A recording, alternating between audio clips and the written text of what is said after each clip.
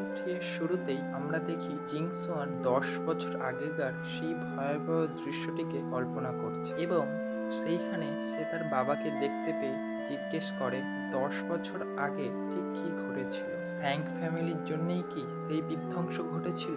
কিন্তু তার বাবা কোনো উত্তর না দিয়েই বিলীন হয়ে যায়। পিছন থেকে ছোট জিংসন এসে বলে নিশ্চিতভাবেই সেগুলি সব মিথ্যে ঘটনা এবং জিংসন কল্পনা থেকে বেরিয়ে আসে। আমরা দেখতে পাই জিংসন হেংসুই হাউসে শুয়ে আছে। এরপরেই আমরা মার্কেটের সিন দেখি, যেইখানে আইল্যান্ডের বড় ফ্যামিলিরা কিছু মূল্যবান জিনিস এক্সচেঞ্জের মাধ্যমে রিয়ট কালেক্ট করছিল। সেইখানে লিংলং এর দিদি লিংজিও যায়। তাকে দেখে সবাই খুব সম্মান করে এবং তার দিকে তাকিয়ে থাকে, কিন্তু অপরদিকে তুলিকে কেউ একজন ধাক্কা মেরে চলে যায়। এ থেকেই বোঝা যায় আইল্যান্ডে জু এবং চ্যাং ফ্যামিলির অনেক প্রতিপত্তি রয়েছে। অপরদিকে তুলি অত্যন্ত নগণ্য। এরপরেই রিয়ট কালেকশনের জায়গাটিতে দেখানো হয়, সেইখানে চ্যাং ফ্যামিলিরা একটি বৃহৎ ফায়ার গ্যানোডার্মা এনেছে, যেটির এক্সচেঞ্জের মাধ্যমে তারা জাদে টোকেন কালেক্ট করবে। এইখানে অনেক ধরনেরই টোকেন আছে, সম্ভবত এই টোকেনগুলো দ্বারাই রিয়ট কালেক্ট করা যাবে এবং সব টোকেনের মধ্যে জাদে টোকেনটি সব থেকে মূল্যবান। কিন্তু ফায়ার গ্যানোডার্মাটির দিকে ইন্ডিকেটরটি লাল আলো দেখায়, অর্থাৎ এটি যাদের টোকেনের সাথে এক্সচেঞ্জ করার মতো ততটাও মূল্যবান বস্তু নয়। কিন্তু তবুও চ্যাং ফ্যামিলিকে সেই টোকেনটি দিয়ে দেওয়া হচ্ছিল। ঠিক সেই সময় তুলি ভিড় ঠেলে আসতে আসতে তার হাতে থাকা মাছগুলো সেই ইন্ডিকেটরের সামনে গিয়ে পড়ে এবং ইন্ডিকেটরটি গ্রিন লাইট দেখায়, অর্থাৎ এগুলি রেয়ার এবং গ্রহণযোগ্য, যাদের টোকেনটির সাথে এক্সচেঞ্জেবল। দেখে সবাই অবাক হয়ে যায়। চ্যাং ফ্যামিলি বলে ইন্ডিকেটরের নিশ্চয়ই কোনো সমস্যা রয়েছে। তুলি কয়েকটি মাছ নিয়ে চলে এসছে যাদের টোকেন এক্সচেঞ্জ করার জন্য। সে তার জীবনে কখনো ফায়ার গ্যানোডার্মা চোখেও দেখেনি, তাই সে জানে না এটি কতটি মূল্যবান জিনিস। সেই সময় বাচ্চা লিংলং বলে তুলি নৌকা নিয়ে মাছ সমুদ্রে যায়, সমুদ্রের ওপারের দৃশ্য দেখে। স্বাভাবিকভাবেই সে এত ছোট গ্যানোডার্মা জীবনে চোখে দেখেনি। লিংলং এর কৌতুক শুনে চ্যাং ফ্যামিলিরা রেগে যেতে থাকে। লিংলং আরো বলতে থাকে তুলির জিনিসটাই সব থেকে রেয়ার এবং মূল্যবান, কারণ তুলি সেই মাছগুলো মাছ সমুদ্র থেকে ধরে এনেছে এবং সিলিয়াং আইল্যান্ডে তুলি ছাড়া কেই বা মাছ সমুদ্র থেকে মাছ ধরে আনতে পারে। চ্যাং ফ্যামিলি বলে লিংলং কিছুই জানে না সমুদ্রের ওপারে থাকা সাধারণ মানুষের ব্যাপারে এবং আরো বলে 10 বছর আগে তুলিই বাধ্য করেছিল স্যাং ফ্যামিলিকে সেই বিধ্বংস আন। তুলি এই কথার প্রতিবাদ করার সেইখানের পরিবেশ উত্তপ্ত হতে থাকে। এটি দেখে সেই ওল্ড ম্যানটি বলতে থাকে এই জাদে টোকেনটিকে চ্যাং ফ্যামিলিকেই দিতে হবে, কারণ সামান্য কয়েকটি মাছের বদলে জাদে টোকেন এক্সচেঞ্জ করা সম্ভব নয়। এটা শুনে আশেপাশের সবাই কথা বলতে থাকে যে ইন্ডিকেটরটি তুলির জিনিসটার দিকে ইন্ডিকেট করলেও সে ইমমর্টাল নয় বলেই তাকে সেটি দেওয়া হচ্ছে না। এটি শুনে ওল্ড ম্যানটি আরো বলতে থাকে যে একটি উপায় আছে। লাইব্রেরি প্যাভিলিয়নের আর্টিকেলে উল্লেখিত 7 মিটার লম্বা মাছ, যার গায়ের আঁশ পালকের মতো হালকা এবং লোহার মতো শক্ত, যেটি প্রবল শীত এবং তীব্র উষ্ণতার প্রতিরোধী, যা দেবতাদের বর্ম তৈরির গুরুত্বপূর্ণ উপাদান। তুলি যদি সেই মাছটিকে আনতে পারে তবে তা দ্বারা সে জাদে টোকেনটি পেতে পারে। এটি শুনে সবাই বলতে থাকে এরকম মাছ আদেও কি আছে, এবং তুলিরও মন খারাপ হয়ে যায়। লিংলং বলে এটি কি মাছ না দানব? তুলি কি করে এই মাছটিকে আনতে পারে? তুলি ইমমর্টাল নয় বলে তারা তার সাথে অন্যায় করছে। কিন্তু ওল্ড ম্যানটি কারোর কথা না শুনেই সেই জাদে টোকেনটি চেং ফ্যামিলির হাতে তুলে দিতে যায়। তুলি তার অতীতের সব কথাই ভাবে, তার কাছে ওই ফ্যামিলি ট্রেজারটি কতটা ইম্পর্টেন্ট। তুলি বলে ওল্ড ম্যান যেন তার কথায় স্থির থাকে এবং পরের সিনে দেখানো হয় সমুদ্রের নিচ থেকে উঠে যেন আকাশ ছুঁইছে এবং তার পিঠের কাছে একটি বর্ষা গাঁথা, যেটিকে গেঁথেছে তুলি। এই দৃশ্য দেখে লিংলং এর একটি বন্ধুর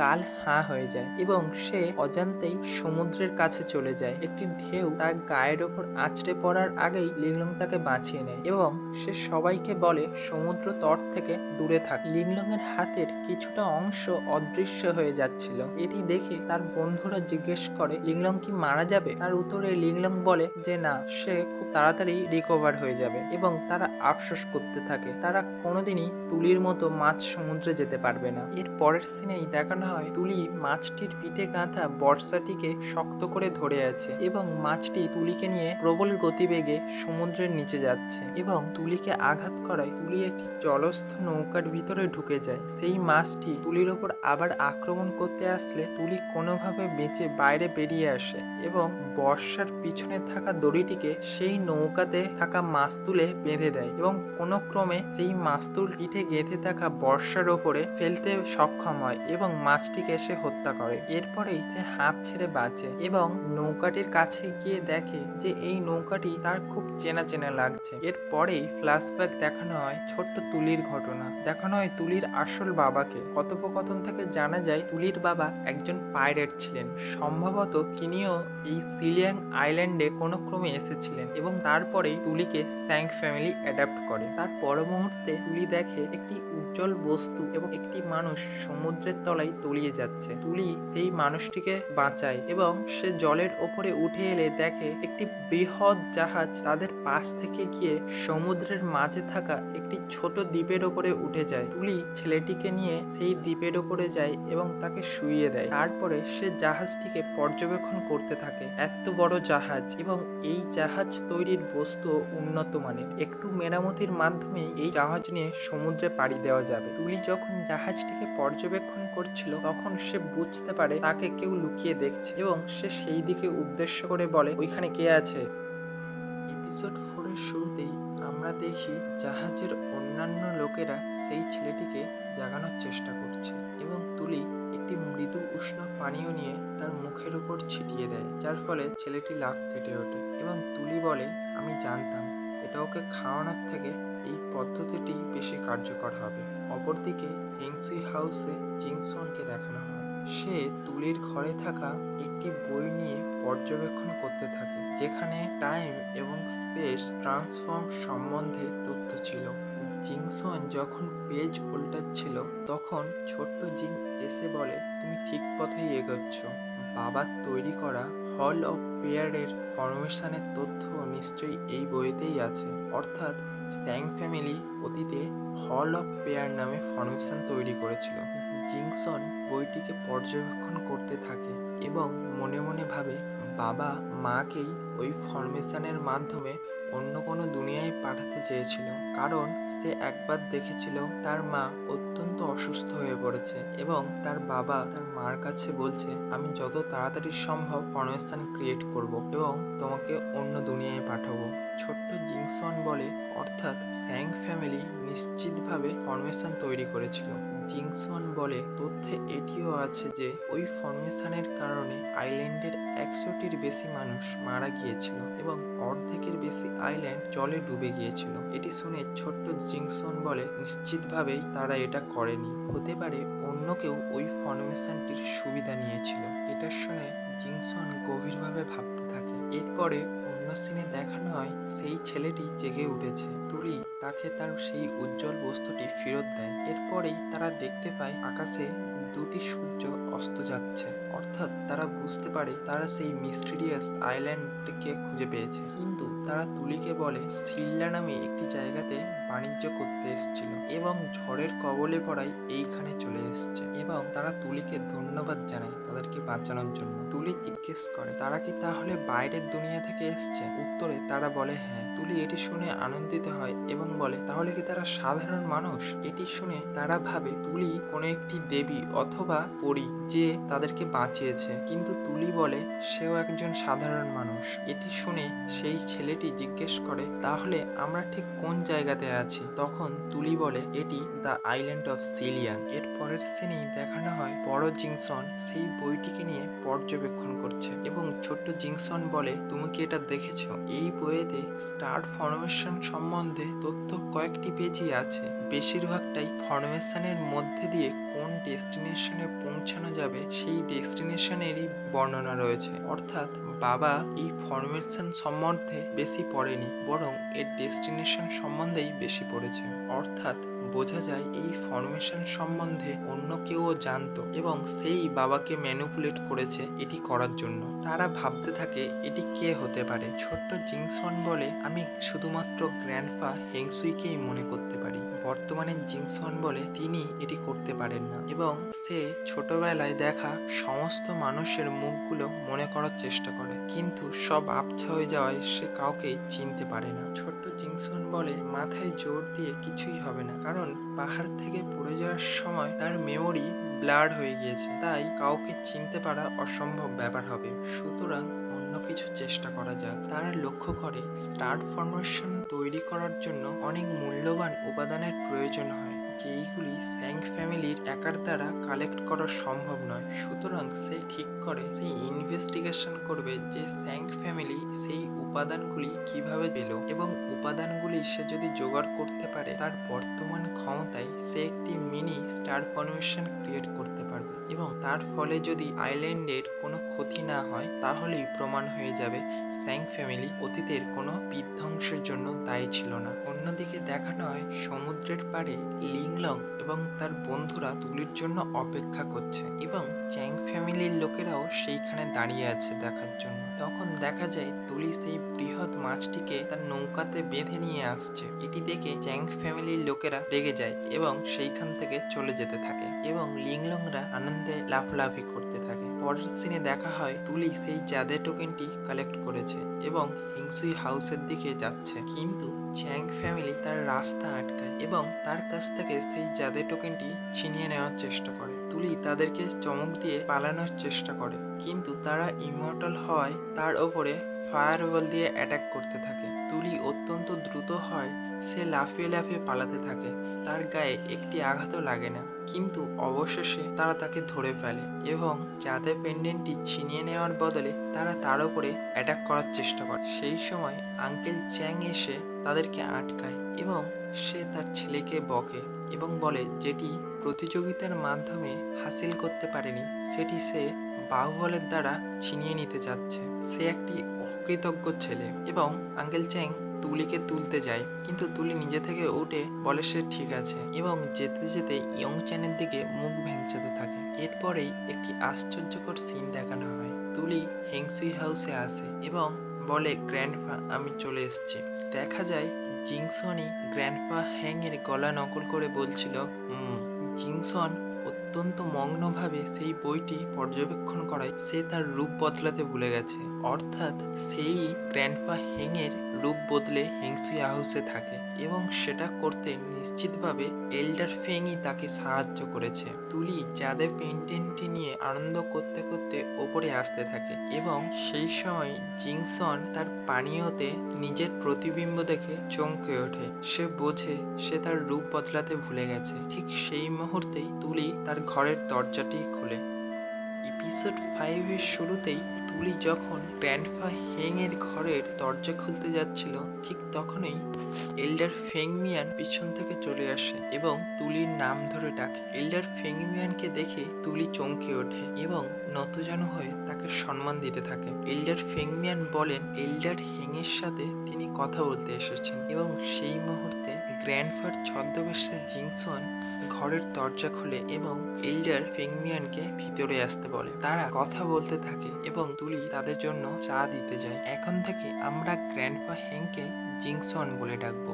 জিংসন দেখে তুলির গায়ে আঘাতের দাগ। চ্যাং ফ্যামিলির সাথে দৌড়াদৌড়িতে এবং সেই দানবাকার মাছটিকে হত্যা করার ফলস্বরূপই তার শরীরে এইসব দাগ দেখা যায়। সোয়ান অন্যমনস্ক হয়ে তার দিকে তাকিয়ে থাকে। জিংসন অন্যমনস্ক হয়ে আছে দেখে এল্ডার ফেংমিয়ান বলেন, এল্ডার হেংসুই আপনি অন্যমনস্ক হয়ে যাচ্ছেন, অপ্রয়োজনীয় জিনিসপত্রের কথা বেশি ভাববেন না। জিংসন তুলিকে তাদের একা ছেড়ে দিতে বলে এবং তুলি দেখে সেই ঘরে তার আমাদের ফ্যামিলির বইটি রয়েছে। সে সেই বইটি নিয়ে তার ঘরে চলে আসে এবং কিছু তৈরি করতে থাকে, কিন্তু সে পারে না। তার হাতে গভীর ক্ষতের সৃষ্টি হয়েছে। সে সেই মাছটিকে মারার জন্য বর্ষাটিকে শক্ত করে ধরেছিল, তার কারণেই এই ক্ষতের সৃষ্টি হয়েছে। তুলি তার ঘরে গিয়ে চারিদিকে জানালা বন্ধ করে দেয় এবং তার ক্ষত স্থান থেকে রক্ত মুছে সেইখানে কোনো একটি ঔষধ লাগাতে থাকে এবং সেই চাঁদের পেন্ডেন্টটির দিকে তাকিয়ে সে আনন্দিত হয়ে বলে, সব থেকে মূল্যবান জিনিসটি আমার অপেক্ষা করো। অর্থাৎ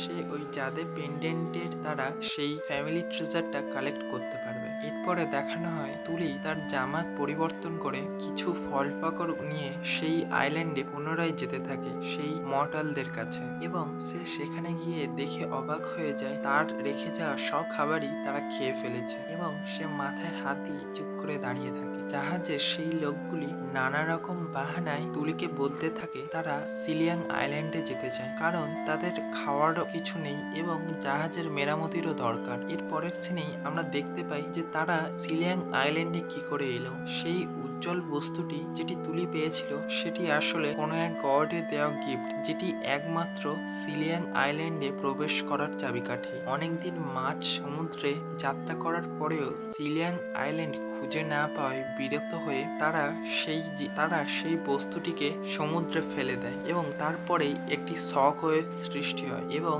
একটি পোর্টাল খুলে যায়। সেই পোর্টালের মাধ্যমেই তারা সিলিয়াং আইল্যান্ডে প্রবেশ করে। এরপরেই রাতে সেই ছোট্ট দ্বীপে জাহাজের লোকেদের কথোপকথন শোনানো হয়। তাদের কথাবার্তা শুনে মনে হচ্ছিল তারা সুবিধের নয়, তারা নির্দিষ্ট কোনো উদ্দেশ্য প্রণোদিত করার জন্যই এই আইল্যান্ডে এসেছে। দেখা যায় হেংসুই হাউসে তুলি ঘুমোচ্ছে এবং তার পাশে জিংসন এসে বসে। সে তুলির ক্ষতগুলোকে হিল করতে থাকে। সে ইমমর্টাল হওয়ার কারণে তুলির ক্ষতগুলোকে হিল করতে সক্ষম। সে মনে মনে তুলিকে জিজ্ঞেস করে তুলি কিসের জন্য নিজের জীবনকে বিপন্ন করছে, সে কেন সবসময় নিজেকে সমস্যার মধ্যে জড়িয়ে রাখে। তুলির শরীরের দিকে তাকিয়ে নার্ভাস হয়ে যায়, কারণ তারা আগেকার মতো আর ছোট নেই, যথেষ্ট বড় হয়ে গেছে। অর্থাৎ বোঝা যায় জিংসনের তুলির প্রতি কোনো স্পেশাল ফিলিংস রয়েছে। সে অন্যদিকে তাকিয়ে থাকে এবং তুলিকে হিল করতে থাকে, কিন্তু তুলি ঘুমের ঘরেই বলতে থাকে ওই স্পেশাল কিউবটা আমিই নেব। এবং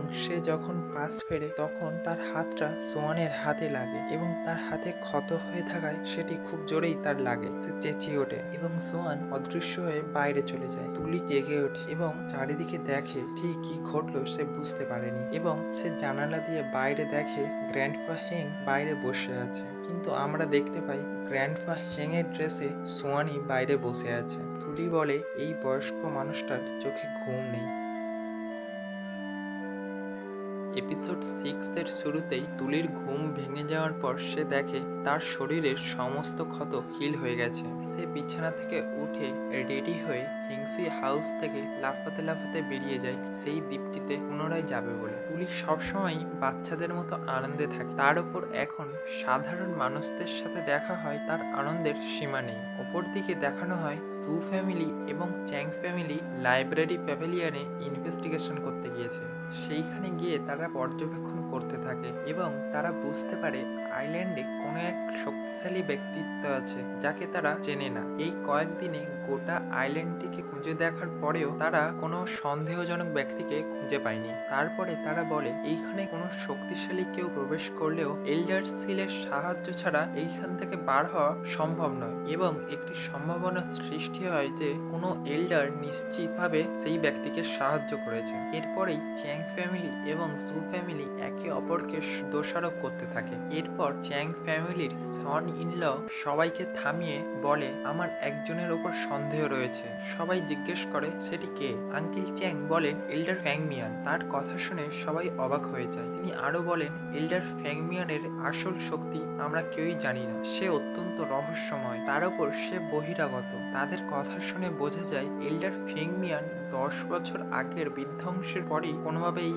আইল্যান্ডে এসেছিলেন। এদের এই কথোপকথনগুলি এল্ডার ফ্যাংমিয়ান লাইব্রেরি প্যাভিলিয়নের ছাদে শুয়ে শুয়ে শুনছিলেন। এইখানে সত্যি এল্ডার ফ্যাংমিয়ানের ক্যারেক্টারটি অত্যন্ত রহস্যজনক। অন্যান্য ফ্যামিলির ব্যাকগ্রাউন্ড থাকলেও এল্ডার ফ্যাংমিয়ানের কোনো ব্যাকগ্রাউন্ড নেই। তিনি কিভাবে এল্ডার হলেন সেই সম্পর্কেও গল্পে বলা হয়নি। আমার অনুমান এই আইল্যান্ড অফ সিলিয়াং গল্পে এল্ডার ফ্যাংমিয়ান ভবিষ্যতে অত্যন্ত গুরুত্বপূর্ণ ভূমিকা ভূমিকা পালন করবেন। এরপরেই জিংসনকে দেখানো হয় সে স্টার ফরমেশন এরার নানান পার্টগুলিকে একত্র করে একটি ডায়াগ্রাম বানায় এবং সে হুবহু তার বাবার তৈরি করার সেই ফরমেশনটি ক্রিয়েট করতে পারে, অর্থাৎ খাতাতে আঁকতে পারে। এবং সে ভাবতে থাকে তার বাবার রেখে যাওয়া সেই বইয়েতে এই ফরমেশনের ডায়াগ্রাম তৈরি করার কোনো তথ্য লেখা ছিল না, ডাইরেক্ট সেই ফরমেশনটি আঁকা ছিল। অর্থাৎ তার বাবা এই ফরমেশনটি তৈরি করলেও অন্য কোনো ব্যক্তি ছিলেন যিনি এই ফরমেশনটি তৈরি করার পদ্ধতি গবেষণা করে বার করেছিলেন এবং তার বাবাকে ইনস্ট্রাকশন দিয়েছিলেন সেই মতো। সে মনস্থির করে এইসব কিছুই আর সে ভাববে না। সে এবার ফরমেশনের প্রয়োজনীয় সেই মূল্যবান জিনিসগুলো স্যাং ফ্যামিলি কি করে জোগাড় করেছিল সেগুলি খোঁজার দিকেই মনোযোগ দেবে। এরপর সে বুঝতে পারে এল্ডার ফেংমিয়ান হেংসুই হাউসের দিকে আসছেন।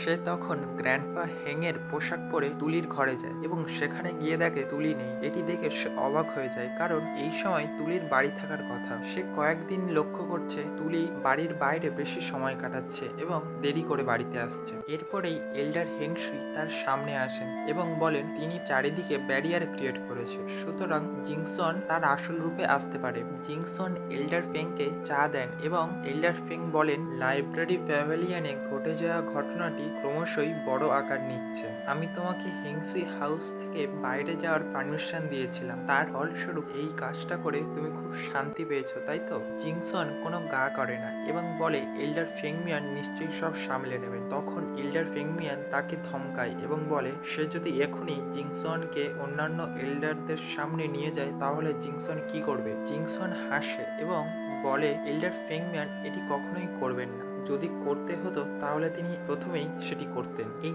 আইল্যান্ড থেকে বার হওয়ার জন্য এল্ডার ফেংমিয়ানকেই তার দরকার এবং সেই কারণেই এল্ডার ফেংমিয়ান ছোট থেকে তাকে এই কাজের জন্য তৈরি করছে। এল্ডার ফেংমিয়ান এই কথা উড়িয়ে দিয়ে বলে এই আইল্যান্ড থেকে বার হওয়ার জন্য আমার অন্য কারোর সাহায্যের প্রয়োজন নেই, তোমার সাহায্য ছাড়াই আমি বার হতে পারবো। জিংসন আবারও হাসে এবং কিছু রহস্য উন্মোচন করে। সে বলে রেকর্ড অনুযায়ী এই আইল্যান্ডে বসবাসকারী ইমমর্টালদের ইমমর্টাল বোন বর্তমানে আর নেই।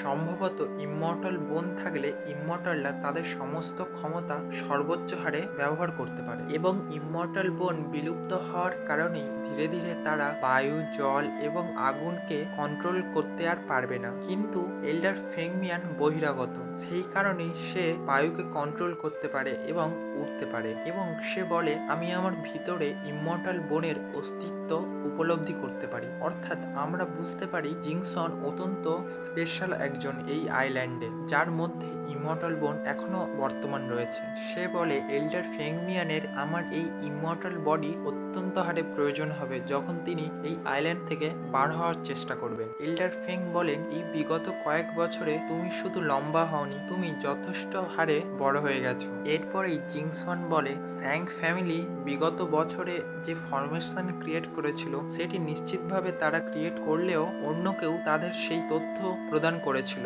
যদি পরের বছরে এই আইল্যান্ড থেকে বেরিয়ে যাওয়া সম্ভব হয় তবে তার আগেই সে আসল দোষীদের খুঁজে বার করবে এবং তাদেরকে শাস্তি দেবে এবং সে তার হাতে থাকা কাঁচের গ্লাসটি ভেঙে ফেলে। এটি দেখে এল্ডার ফেংমিয়ান অত্যন্ত রেগে যায় এবং নিজের বডি থেকে পাওয়ারফুল শকওয়েভ ক্রিয়েট করেন, যার ফলে হেংসুই হাউসের একটি পার্ট পুরো ধ্বংস হয়ে যায় এবং জিংসন দূরে ছিটকে যায়।